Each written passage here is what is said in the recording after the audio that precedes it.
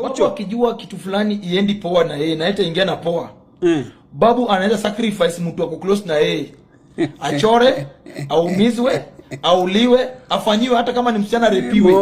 Alafu aseme ya kwamba yeye ndiye alikuwa target. Na huyo mtu amefanyiwa hivyo kwa sababu anamsupport. Na yeye ndiye amechora. Huyo ndiye Babu Wino. Hata kuchorea pia wewe. Yeye hataki kujua kama utakufa, ukiishi, ukifanya nini. Bora yeye amepata sympathy na ameonekana ya kwamba yeye ni mzuri. Huyo ndio Babu Wino. Juu wewe mtu akikusupport ni kama mtu ameingia kwa dini. Hawezi kukuacha. Akikuacha hiyo ni kifo ama jela. Na mimi nataka kuambia Raymond, ndio nataka kuambia William Ruto. Babu amefrustrate watu wengi sana. Babu ameumiza watu wengi sana. Babu amepeleka watu wengi sana kaburi. Babu amepeleka hata iko kijana mwingine wa Siaya. Si ako jela hapa. Naenda alichora ya kwamba huyu kijana sio afanye nini na dem fulani akaripiwa. Na yeye alikuwa amejua. Wakati alijua huyu kijana nini akamshikanisha. Huyo kijana sasa iko akundani, akwenda Sweria.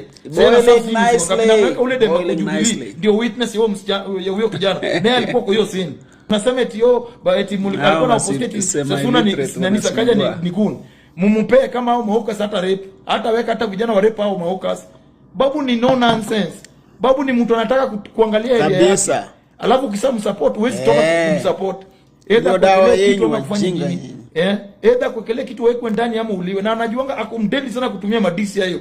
Na mimi naambia William Ruto lazima uangalie wale madisi ambao anatumia.